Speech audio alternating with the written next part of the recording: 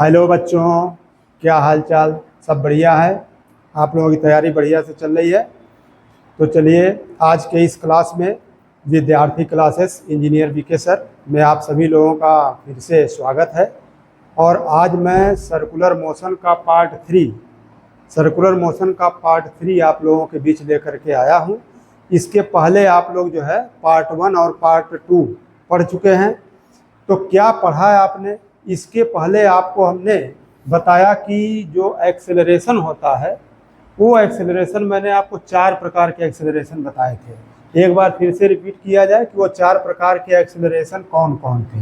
ठीक है, तो 4 प्रकार के एक्सेलरेशन जो थे उनमें से पहला एक्सेलरेशन आप लोगों ने पढ़ा था अभिकेंद्र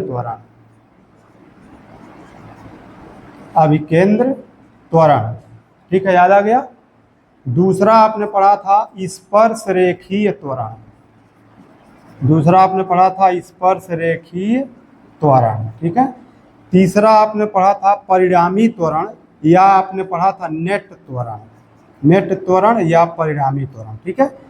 और चौथा है अपने पास, वो है कोणीय त्वरण। बच्चों, कोणीय त्वरण, इसके बारे में आज हम लोग चर्चा करेंगे। अभिकेंद्र त्वरण, जिसको आपने पढ़ा था सेंट्रीपिटल एक्सेलरेशन। ठीक है, सेंट्रीपिटल एक्सेलरेशन। स्पर्श रेखी को आपने कहा था टेंजेंशियल एक्सेलरेशन। ठीक है, टेंजेंशियल एक्सेलरेशन। नेट त्वरण को आपने कहा था नेट एक्सेलरेशन। और ये वैल्यू हम लोग निकाल चुके हैं पीछे। और ये हो गया आपका एंगुलर एक्सेलरेशन। इसके बारे में आज कुछ बातें होंगी।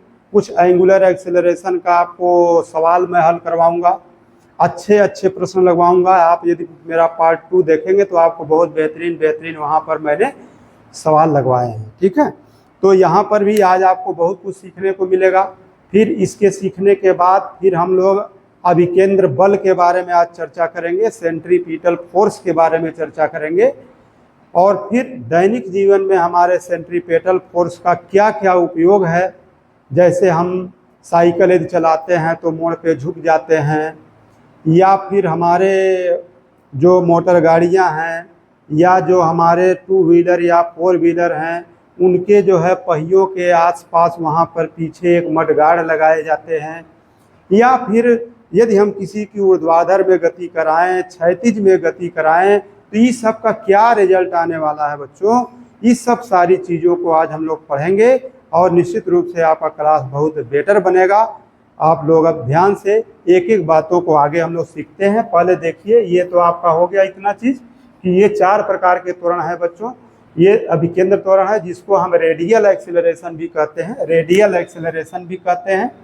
इसीलिए इसको AR से प्रदर्शित करते हैं। कई लोग AC से भी प्रदर्शित कर सकते हैं। टेंजेंशियल एक्सेलरेशन को बच्चों AT से प्रदर्शित किया गया था, याद आ रहा है। नेट त्वरण को हम लोग A नेट से प्रदर्शित कर देंगे, ऐसे प्रदर्शित कर देंगे। और कोणीय त्वरण जो है, इसको हम लोग प्रदर्शित करते हैं अल्फा से।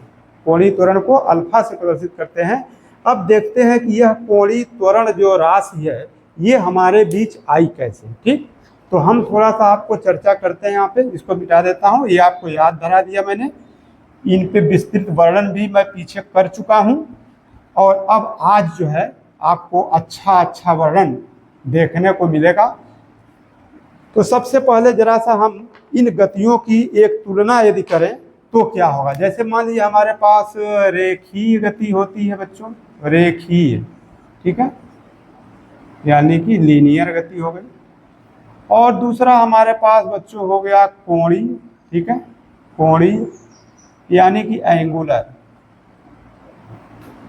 रेखीय हो गया और कोणीय हो गया। अब जरा सा इनका हम लोग टैली करते हैं कि इसमें क्या क्या किसको कहते हैं। अब जैसे विस्थापन, तो बच्चों विस्थापन जो होगा, विस्थापन, ठीक है, विस्थापन, तो इसके विस्थापन को रेखीय विस्थापन कहते हैं आप लोग। और इसे यश से प्रदर्शित करते हैं। रेखीय विस्थापन मतलब जहां जहां जो मैं लिखूंगा उसके आगे रेखीय जुटेगा, यहाँ पे जो लिखूंगा इसके आगे कोणीय जुटेगा। तो रेखीय विस्थापन चलिए मैं लिख भी देता हूँ ये ऐसे, रेखीय विस्थापन। ठीक है बच्चों, रेखीय विस्थापन को आप क्या कहते थे? यश कहते थे, याद आ रहा है। फिर ऐसे ही रेखीय वेग को आप क्या कहते थे? v कहते थे। ठीक, रेखीय त्वरण को क्या कहते थे? रेखीय त्वरण को आप a कहते थे। ऐसे यहां पर आइए, यहां पर हो जाएगा कोणीय विस्थापन, कोणीय विस्थापन।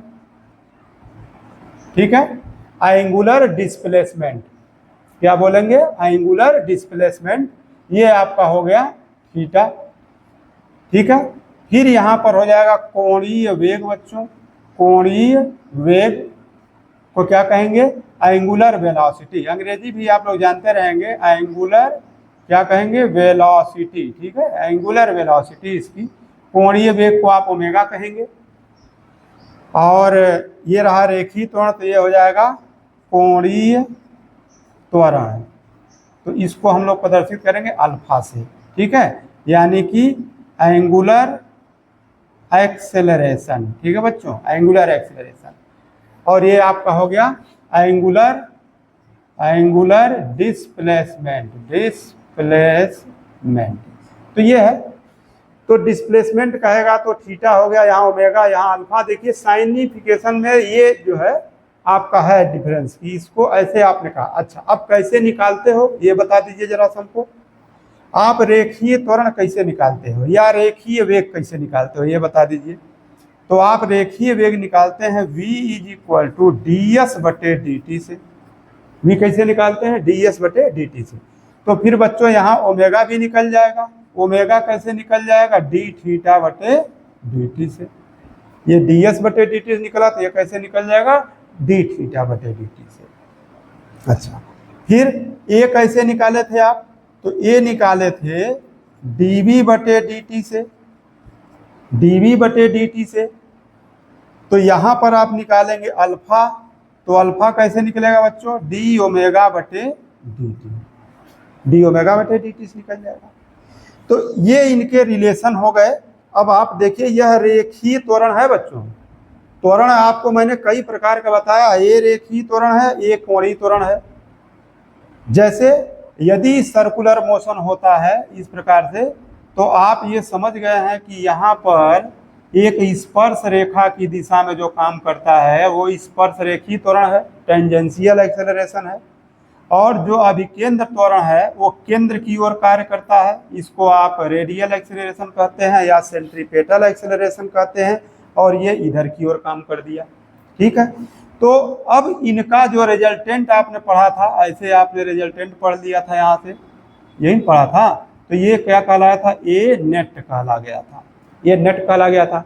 उसका यहाँ से एंगल वगैरह सब आप लोग पीछे वाले हमारे टॉपिक में निकाल चुके हैं। तो बच्चों ये वाला जो है, देखिए ये जो ए है वो ए आर वाला ए नहीं है, ये ध्यान में रखिएगा, ए आर वाला ए नहीं है, यह स्पर्श रेखीय त्वरण ही है।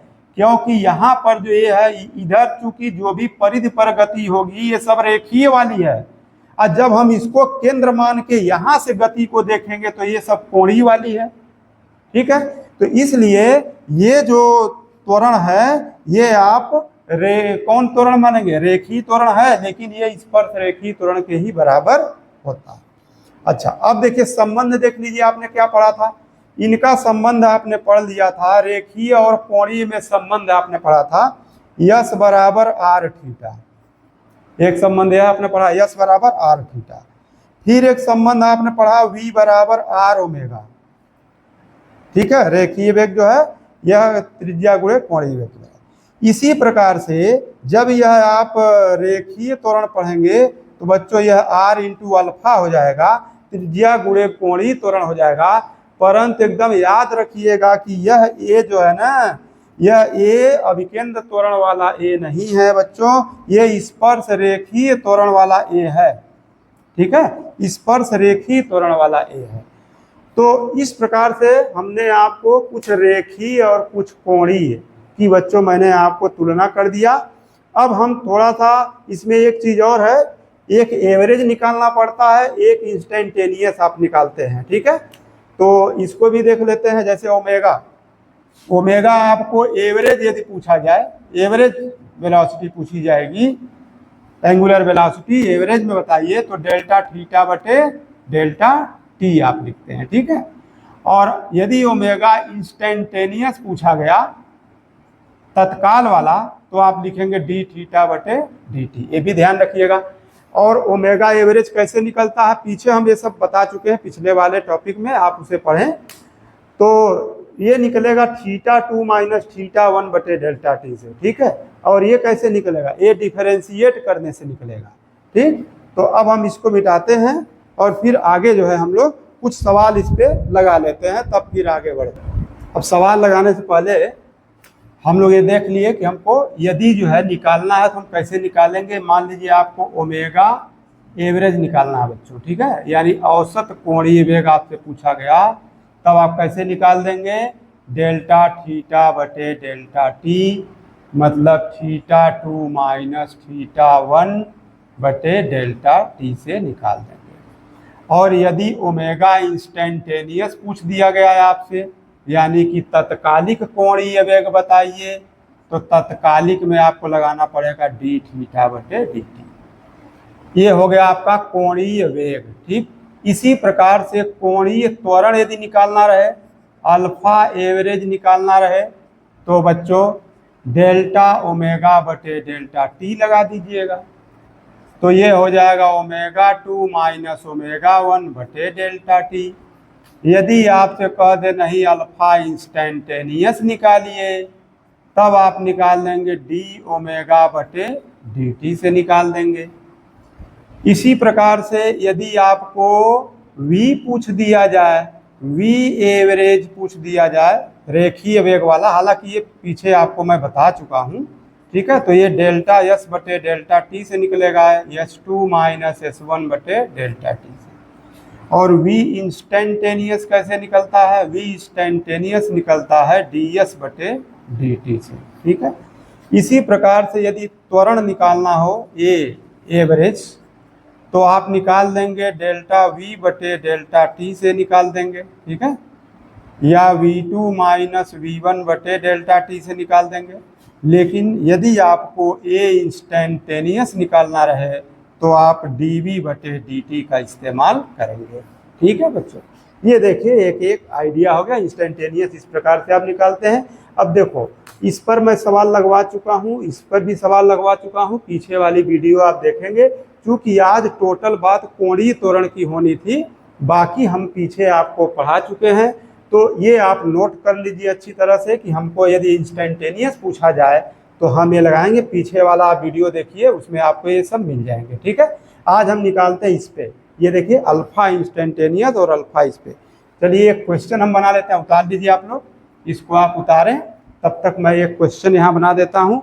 मान लीजिए क्वेश्चन हमारे पास आ जाए, if omega is equal to t square plus 1, ठीक है, omega is equal to t square plus 1। अब आपको find alpha at 0 to 2 second, alpha at 0 to 2 second and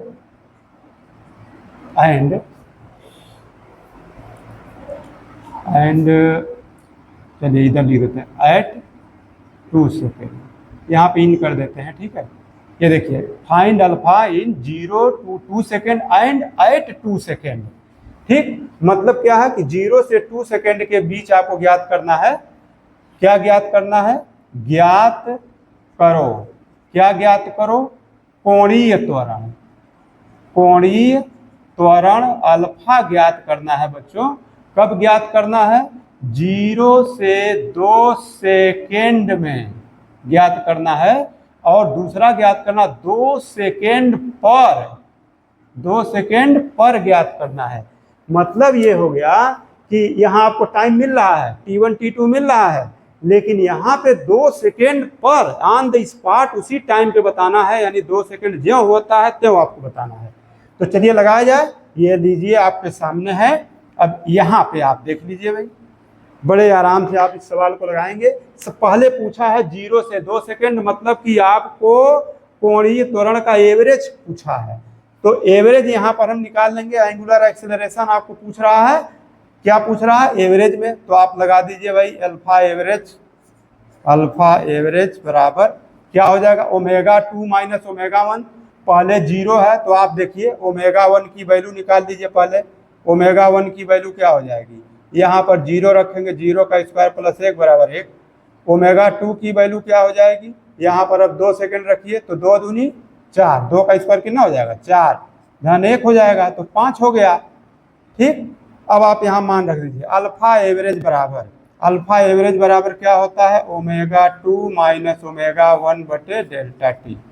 तो फिर यहाँ पे हम ये मान रख दिए, ओमेगा 2 का मान कितना रख देंगे 5 माइनस 1 बटे उसका 0 से 2 सेकेंड में तो 2 हो गया, तो ये आ गया 5 में से 1 गया 4, तो 4 बटे 2 मतलब कि 2 आ गया। ठीक है, कोणीय त्वरण का मान कितना आ गया बच्चों, 2 रेडियन प्रति सेकेंड स्क्वायर ये आ गया। यदि मात्रक दिया होता तो हम इसका मात्रक लिख देते 2 रेडियन प्रति सेकेंड स्क्वायर। ये तो आपको एवरेज आ गया। अब देखते हैं तत्काल उसी समय पे तत्कालिक त्वरण भी पूछ रहा है कि एट 2 सेकेंड मतलब 2 सेकेंड पर बताइए। तब तो आपको ये करना पड़ेगा भाई, अल्फा इंस्टेंटेनियस, यह निकालने के लिए क्या करना है, डी ओमेगा बटे डी टी का इस्तेमाल करना है। तो आप इसको डिफरेंशिएट करेंगे, तो आप जब डिफरेंशिएट करेंगे D omega by D T को डिफरेंशिएट करोगे बच्चों, तो D by D T T square plus 1 हो जाएगा। टी स्क्वायर का डिफरेंशियल क्या हो जाएगा 2t, टी स्क्वायर का डिफरेंशियल 2t और 1 का डिफरेंशियल 0, तो 2t आ गया। ठीक है, तो अल्फा इंस्टेंटेनियस बराबर डी ओमेगा बटे डी टी, और इसका मान कितना आ गया 2t, तो अल्फा इंस्टेंटेनियस बराबर आ गया आपका डी ओमेगा बटे डी टी बराबर 2t। तो भैया मान रखो ना, 2 गुणे 2 बराबर देखो कितना आ गया 4 रेडियन प्रति सेकेंड स्क्वायर। तो देखा बच्चों, इस प्रकार से आप अल्फा एवरेज भी निकाल सकते हैं और अल्फा इंस्टेंटेनियस भी निकाल सकते हैं। समझ में आ गया? तो इसको देखो, उतार लो, इसको उतार लिया, बहुत बढ़िया बहुत बढ़िया। अब देखिए और क्वेश्चन इसमें हम आपको देते हैं। ये क्वेश्चन जो है आगे मैं आपको देता हूँ क्वेश्चन। देखिए क्वेश्चन हो गया, यदि v is equal to constant, ठीक है, यानी कि यह जो वेग है ये क्या हो गया भाई, ये कांस्टेंट है, यानी कि जो उसकी चाल है, क्योंकि यह वेग का परिमाण है, तो यह जो है क्या हो गया, नियत हो गया। स्पीड बोल सकते हैं आप, स्पीड इसकी नियत है, स्पीड कांस्टेंट है। ठीक है बच्चों, स्पीड इसकी कांस्टेंट है। तो आपको ये बताना है कि किस किस किस किस है किस किस त्वरण की वैल्यू शून्य होगी या नहीं होगी, ये बताना है आपको। त्वरण तो 4 पता चल गया ना, 4 त्वरण पता चल गए। अभिकेंद्र त्वरण ए आर, फिर स्पर्शरेखीय त्वरण ए टी, फिर नेट त्वरण ए नेट और कोणीय त्वरण अल्फा। तो बताना है आपको कि इनमें से किसकी वैल्यू शून्य होगी और किसकी वैल्यू शून्य नहीं होगी। ठीक है बच्चों, तो चलिए शुरू करते हैं। बताइए, आप लोग खुद से करिए, पहला कौन सा त्वरण होगा, बोलिए। अभिकेंद्र त्वरण क्या 0 होगा, बोलिए। अभिकेंद्र त्वरण centripetal force a r not equal to 0। क्यों? क्योंकि इसकी स्पीड नियत है, चाल नियत है, लेकिन वेग में तो परिवर्तन होगा ना बच्चों, क्योंकि दिशा में परिवर्तन होगा। तो दिशा में परिवर्तन हो रहा है, तो इसलिए अभिकेंद्र त्वरण 0 नहीं होगा। अच्छा, दूसरा आ जाइए, स्पर्श रेखीय त्वरण। स्पर्श रेखीय त्वरण tangential acceleration a t, tangential acceleration a t बताओ बच्चों क्या होगा। आप जान रहे हैं कि ए टी बराबर आपको बताया गया था डी वी बटे डी टी, यही बताया गया था। तो इसका जब आप, ये खुदा कांस्टेंट है, आप इसका जब करेंगे, कांस्टेंट का अवकलन क्या होता है, शून्य होता है। तो कुल मिला के ये है कि यहाँ चाल में तो कोई परिवर्तन हुआ नहीं, चाल नियत है, तो ए टी का मान क्या आ गया, 0 आ गया, यानी कि इसमें कोई परिवर्तन ही नहीं हो रहा है। तो यह जो है 0 आ गया। स्पर्श रेखी त्वरण आपका क्या आ गया, 0। तीसरा कौन सा था, नेट त्वरण। तो नेट त्वरण ये क्या होता है भाई, ए नेट आप लोग कैसे निकाले थे, √AR² प्लस AT², ऐसे निकाले थे। तो नेट त्वरण क्या 0 होगा भाई, AT तो 0 है लेकिन AR तो नॉट इक्वल टू 0, यानी ये भी ए नेट भी 0 नहीं होगा। चौथा है आपके पास कोणीय त्वरण। इसके बारे में क्या विचार है, angular acceleration alpha is equal to 0।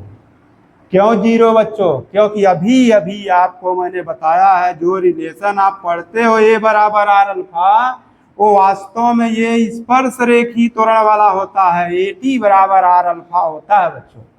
A T यहाँ 0 है तो अल्फा भी क्या हो गया, 0 हो गया। तो इस प्रकार से ऐसे भी सवाल का आप जवाब देने की क्षमता रखिए, ठीक है। चलो इसी तरह का एक सवाल और मैं दे देता हूं आपको, ठीक है, इसको नोट किया जाए, पास करके नोट कर लीजिए, ठीक है। चलिए अब अगला सवाल मैं इसी में बना देता हूं, अगला सवाल इसी में बना देता हूं कि आपको ये बता देना है कि मान लीजिए कौन कौन जो है इसमें, अभी तो 0 कौन नहीं होगा ये बता दिए, अब बताइए कौन कौन कांस्टेंट होगा, ठीक है, कौन कौन कांस्टेंट होगा आपको ये बताना है। तो हम सवाल को यही बदल देते हैं कि v तो कांस्टेंट है, ठीक है, v क्या है, कांस्टेंट है, v कांस्टेंट है इन सर्कुलर मोशन। भाई ये भी तो बताना है सवालवा में कि सब सर्कुलर मोशन के सवाल हैं, पीछे वाले सवाल में भी आप लिख देंगे सर्कुलर मोशन में है, यानी हम वस्तु किसमें है, सर्कुलर मोशन में है। तो v कांस्टेंट है इन सर्कुलर मोशन में, आपको बताना है कि कौन कौन इसमें कांस्टेंट होगा कि नहीं कांस्टेंट होगा, ठीक है। आपको बताना है अल्फा कांस्टेंट होगा क्या, चलिए ए बना देते हैं, अल्फा कांस्टेंट होगा, बी बना देते हैं। अल्फा के बाद आप मान लीजिए अल्फा कोणीय त्वरण हो गया, एटी कांस्टेंट होगा, सी बना देते हैं, और अल्फा सॉरी अल्फा तो हो ही गया ना, तो ए बना देते हैं, ए सी, ए आर या ए सी, ठीक है। तो ये 3 त्वरण है आपके पास, तो नेट त्वरण है, नेट तो मान लीजिए आप निकाल ही लेंगे। अब ये बताना है कि ये 3 त्वरण आपके पास हैं, तीनों त्वरण में कौन कांस्टेंट होगा बच्चों, ये बताना है। जबकि ये v स्पीड उसकी जो है वो कांस्टेंट है, यानी चाल उसकी समान है, ठीक, तब बताना है कि कौन कौन कांस्टेंट होगा और कौन कौन कांस्टेंट नहीं होगा, ठीक है। तो आप लोग खुद से इसको देखें, विचार करें। कर लिया। अब देखो ये सवाल तो अभी सेम टू सेम अभी बताया हूं ना मैं भाई, अभी तो बताया हूं आपको कि जब v कांस्टेंट रहेगा बच्चों, v कांस्टेंट रहेगा तो आप जान रहे हैं कि यह at जो है यह क्या था, dv बटे dt था। तो जब ये कांस्टेंट हो गया तो ये तो 0 आ गया था, और जब at 0 आया था तो अल्फा भी कांस्टेंट, ये क्या कांस्टेंट होगा, नहीं ये भी कांस्टेंट नहीं होगा, क्योंकि आप पढ़े हैं at बराबर आर अल्फा, तो यहाँ से अल्फा भी 0 आ गया, तो ये कांस्टेंट नहीं है, यह भी कांस्टेंट नहीं है। अब चेक करते हैं क्या ए आर कांस्टेंट है, यानी कि अभिकेंद्र त्वरण सेंटीपिटल एक्सेलरेशन क्या कांस्टेंट है। तो इसको चेक करते हैं बच्चों कांस्टेंट है कि नहीं। तो आपको पता है कि सेंटीपिटल एक्सेलरेशन जो है यहाँ पर 0 नहीं होगा। अभी पिछले सवाल में आपने पढ़ा है तो उसमें ए आर देखिए नॉट इक्वल टू 0 आया था, मतलब ए आर की वैल्यू कुछ ना कुछ होगी, तो ए आर की वैल्यू होगी। तो ए आर कैसे निकलता है बच्चों, ए आर बराबर वी स्क्वायर बटे आर से निकालते हैं। तो चूंकि उसका रेडियस चेंज हो नहीं रहा है तो इसलिए ए आर का मान जो है ये कांस्टेंट होगा, ए आर कांस्टेंट होगा बच्चों। लेकिन इसमें भी एक चीज है कि ए आर का परिमाण केवल कांस्टेंट होगा। क्या कांस्टेंट होगा? इसका परिमाण, फिलहाल परिमाण कांस्टेंट होगा। ए आर बोला जाए तो ए आर क्या कांस्टेंट होगा? तो ए आर की वैल्यू, चूंकि ए आर क्या हो जाएगा, फिर वो एक सदिश राशि हो जाएगी। तो सदिश राशि जब हो जाएगी तो उसका जब हम परिमाण, सदिश राशि का हम रिजल्टेंट निकालेंगे तब तो जीरो आ जाएगा। सदिश राशि का रिजल्टेंट जीरो आएगा, लेकिन उसका परिमाण जीरो नहीं होगा। ठीक है, तो परिमाण इसलिए कांस्टेंट हो जाएगा। कैसे वह जीरो हो जाएगा? देखिए, इसलिए जीरो हो जाएगा क्योंकि सदिश एक दूसरे को निरस्त कर देगी। ये आपका सर्कुलर मोशन हो गया बच्चों।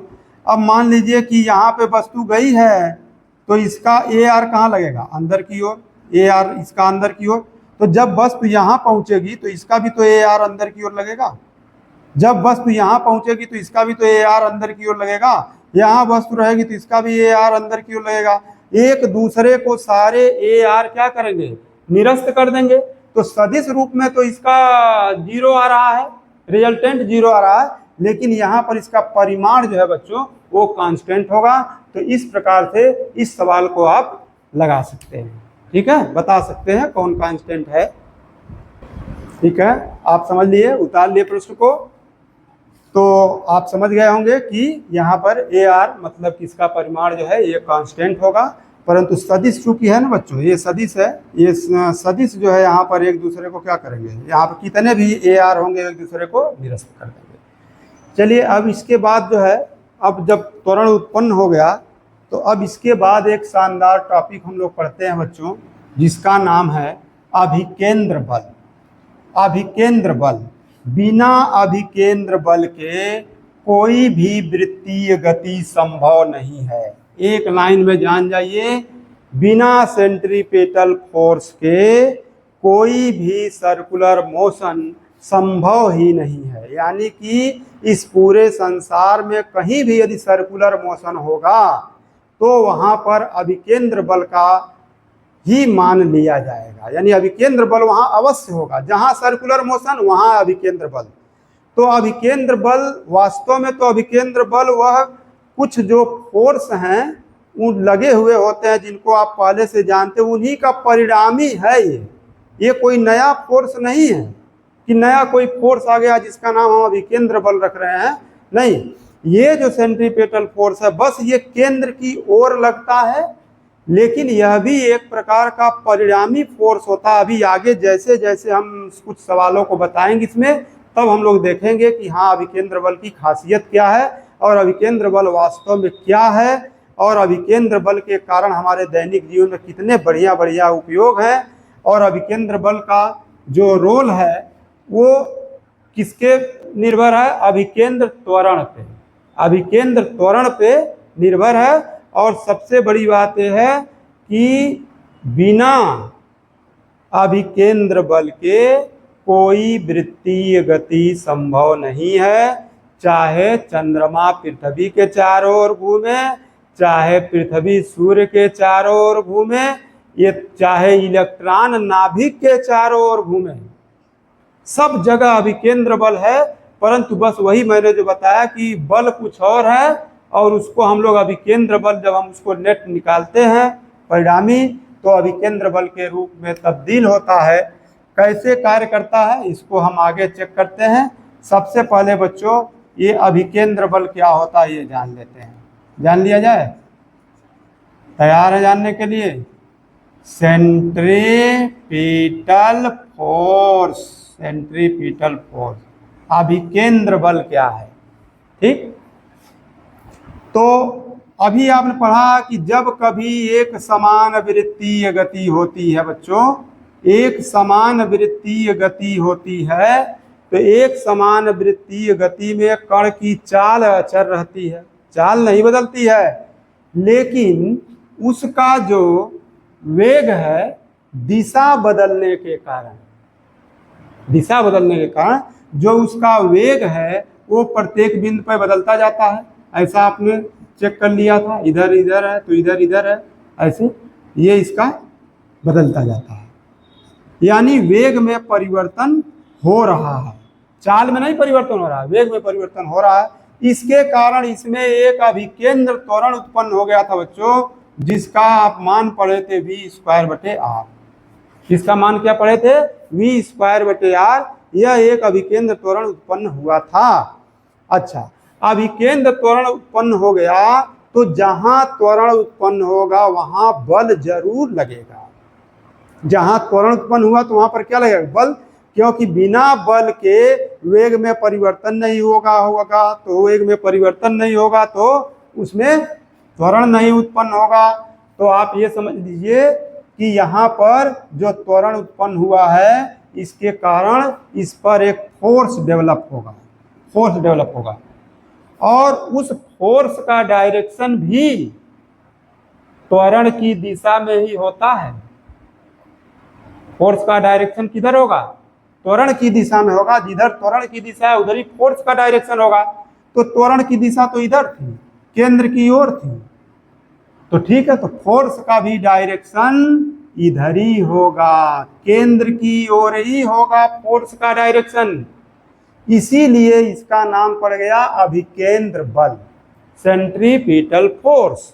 क्योंकि सेंट्रीपिटल एक्सेलरेशन ये केंद्र की ओर लग रहा, तो यह भी बल किधर लगेगा? केंद्र की ओर लगेगा बच्चों। ठीक है, तो ये हो गया अभिकेंद्र बल, यानी अभिकेंद्र बल किधर लगेगा? केंद्र की ओर ही लगेगा। अच्छा, तो इसकी वैल्यू निकाल ली जाए। अभिकेंद्र बल की वैल्यू क्या होगी? तो आप ये समझ गए कि जब भी कभी एक समान वृत्तीय गति होती है तो कण की चाल तो अचर रहती है, परंतु उसका वेग दिशा बदलने के कारण प्रत्येक बिंदु पर बदल जाता है, जिसके कारण उसमें एक अभिकेंद्र त्वरण उत्पन्न हो जाता है। और त्वरण किसी न किसी बल के कारण उत्पन्न होता है, तो जो बल वहाँ उत्पन्न करता है अभिकेंद्र त्वरण को, उसका नाम है अभिकेंद्र बल। ठीक है, यानी कि जब भी कभी एक समान वृत्तीय गति होगी तो उसमें जो बल काम करेगा केंद्र की ओर, उसे हम लोग कहेंगे अभिकेंद्र बल। ठीक है, अभिकेंद्र बल कह दिए। अब अभिकेंद्र बल की वैल्यू कैसे निकालोगे बच्चों? तो बल बराबर क्या पढ़े हैं आप लोग? बल बराबर पढ़े हैं द्रव्यमान गुणे त्वरण। बल बराबर पढ़े हैं द्रव्यमान गुणे त्वरण। अब बल F हो गया आपका, द्रव्यमान मान लीजिए m है, इसका द्रव्यमान m है, जिसको घुमा रहे हो तुम गोल गोल चक्कर, तो m हो गया। त्वरण a है तो इसकी वैल्यू रख देते हैं, त्वरण की वैल्यू v²/r। तो ये सूत्र बन गया बच्चों, F बराबर mv²/r। यह एक सूत्र हो गया जिसकी सहायता से हम अभिकेंद्र बल की गणना करेंगे।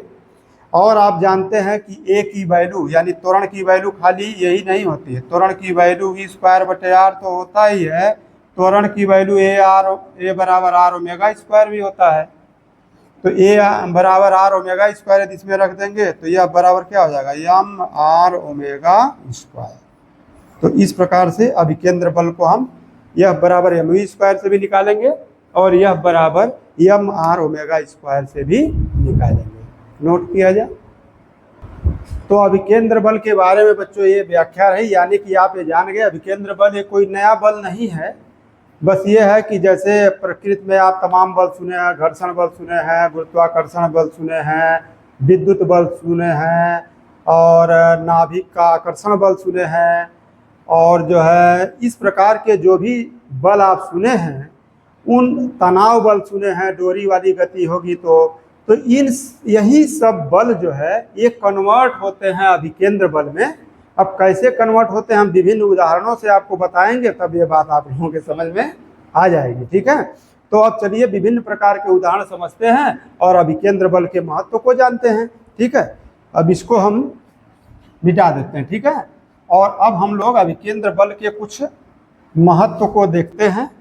जैसे बच्चों जो भी जो है आप देखते हैं कि कोई 4 व्हीलर है, यदि वो सड़क पे मुड़ रही है 4 व्हीलर, और मोड़ के केंद्र पर ये आपका मोड़ हो गया, और जैसे ही कोई 4 व्हीलर यहाँ जाती है और ये मुड़ने की कोशिश करती है यहाँ से, तो ये मुड़ने के बजाय अब ये कैसे मुड़ पाएगी? ये मुड़ तभी पाएगी जब इसको मुड़ने के लिए आवश्यक अभिकेंद्र बल, मोड़ के केंद्र की ओर इसको मुड़ने के लिए आवश्यक अभिकेंद्र बल मिल जाए। अब ये आवश्यक अभिकेंद्र बल मिलता कहाँ से है? तो मिलेगा बच्चों, ये जो सड़क है और ये जो इसका पहिया है टायर, तो टायर और सड़क के बीच घर्षण गुणांक कितना है, यानी कि घर्षण बल कितना लग रहा है, उस घर्षण बल पर ही अभिकेंद्र बल का मान निर्भर करेगा। यदि वो घर्षण बल अभिकेंद्र बल को संतुलित कर लेता है तब बड़े आराम से ये वाहन मुड़ जाएगा। इसी प्रकार से मौत का कुआं वाला खेला होता है कि मौत के कुएं में कैसे जो है होता है। ये सारे उदाहरण अभी हम आगे बताएंगे, आपको पूरा लिख लिख कर बताएंगे इसको कि कैसे कौन कौन से बल कार्य कर रहे हैं। अभी आप यही जान लीजिए कि मोड़ पर जो है जो भारी वाहन होते हैं, तो यदि उनको अभिकेंद्र बल यदि उनको आवश्यक मिल जाता है, और वो मिलता कहाँ से है, पहिया और सड़क के बीच घर्षण बल से, तो वह उस अवरोध को जो है पार कर जाते हैं। ठीक इसी प्रकार से आप देखिए, जो गति होगी, यानी कि कोई वस्तु यदि धागे से बांधी गई है, धागे से कोई वस्तु बांधी गई है, तो उसमें गति जो है आप दो प्रकार से करा सकते हैं। एक क्षैतिज वृत्त में गति, एक ऊर्ध्वाधर वृत्त में गति। फिलहाल क्षैतिज वृत्त में गति भी यह दो प्रकार से होगा कि वह वस्तु हल्की है या भारी है। जैसे मान लीजिए कि मेरे पास ये एक हल्की वस्तु हमने बांध रखा है, ये एक रिंग है हल्की सी, इसको बांध रखा है बच्चों। ठीक है, इसको बांध करके हमने देखिए ये रिंग बांध लिया है। अब इसको यदि हम घुमाएं, ठीक है, ये इसका त्रिज्या हो जाएगा, यहाँ जहाँ से पकड़ेंगे ये त्रिज्या हो जाएगा। फिर इस पे एक तनाव बल काम करेगा बच्चों, तनाव बल। अब वही तनाव बल ही इसको अभिकेंद्र बल प्रदान कर रहा है। तनाव बल ही इसको क्या प्रदान कर रहा है, अभिकेंद्र बल प्रदान कर रहा है। अब इसको जैसे ही बच्चों इसको हम छोड़ेंगे तो यह देखिए स्पर्श रेखा की दिशा में भाग जाएगा। देखिए ये देखिए स्पर्श रेखा की दिशा में भाग गया। यानी कि जब इसको हम इस प्रकार से गति कराएंगे, ऐसे गति कराएंगे, और जैसे ही हम इसे छोड़ते हैं तो ये किधर भागता है, स्पर्श रेखा की दिशा में। ठीक, तो स्पर्श रेखा की दिशा में भाग जाता है। यह चूंकि पिंड मेरा हल्का था और हमने डोरी से इसको बांध दिया था, तो यह जो है स्पर्श रेखा की दिशा में भागा। तो इससे आप यह समझ लीजिए कि जैसे जो भी वाहन होते हैं, वाहनों के जो टायर होते हैं ना, ऐसे मान लीजिए वाहन है, ये साइकिल है, इसका टायर है, तो ये टायर आपका लग गया है ऐसे, इसमें तमाम गोटियाँ कटी हुई हैं। तो आप क्या करते हैं कि यहाँ पर एक मड गार्ड लगा देते हैं बच्चों। यहाँ पे ऐसे एक मड गार्ड लगा दिया जाता है। तो मड गार्ड क्यों लगाते हैं, क्योंकि यदि इस पर कीचड़ हुआ, पानी हुआ, कुछ भी हुआ, तो ये जाएगा तो स्पर्श रेखा की दिशा में झटकेगा बच्चों। कहाँ झटकेगा, स्पर्श रेखा की। जैसे ही इसका संपर्क अभिकेंद्र बल से टूटेगा तो वो स्पर्श रेखा की दिशा में इसको बाहर की ओर ढकेलेगा। जब तक अभिकेंद्र बल लगा रहेगा तब तक तो ये इसी पे नाचता रहेगा, लेकिन जैसे ही अभिकेंद्र बल कमजोर पड़ेगा तो फिर यह जो है स्पर्श रेखा की दिशा में भाग जाएगा। इसीलिए सभी प्रकार के पहियों में जो भी वाहन होते हैं वहां पर एक मड गार्ड लगाया जाता है बच्चों, जिससे कि जो है आपके ऊपर वह छींटा या कोई भी आप सुरक्षित रहें, आपके ऊपर न जाए हैं। तो इस प्रकार से ये डोरी से बंधे कण की क्षैतिज वृत्त में गति से आप समझ सकते हैं कि स्पर्श रेखा की दिशा में गया है, लेकिन यहाँ पर कण का भार जो है हम लोग मान लिए थे लगभग नगण्य मान लिए थे।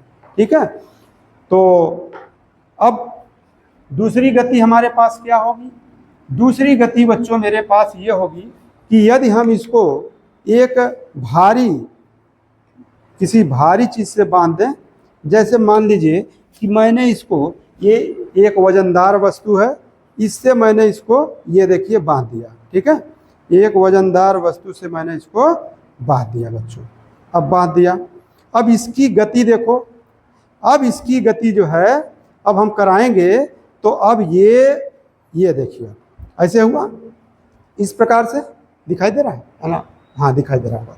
तो ऐसे हो गया। ठीक, अब इसकी जब हम गति कराएंगे बच्चों तो एक हम क्षैतिज वृत्त में गति कराएंगे तो देखिए ऐसे ऐसे गति होगी, ये देखिए ऐसे ऐसे गति हो रही है। ठीक है, तो जब ऐसे ऐसे गति होगी बच्चों तो फिर देखिए ये यहाँ पे क्या लग रहा है, इसमें तनाव बल डोरी का लग ही रहा है। ठीक है, और ये जो सर्कुलर मोशन कर रहा है तो ये चूंकि क्षैतिज दिशा में कर रहा है इसको शंकु वाली गति भी बोलते हैं। ठीक है, इसको कौन वाली गति बोलते हैं? शंकु वाला। देखो एक शंकु जैसा नहीं बन रहा है, बन रहा है, तो शंकु वाली गति पर।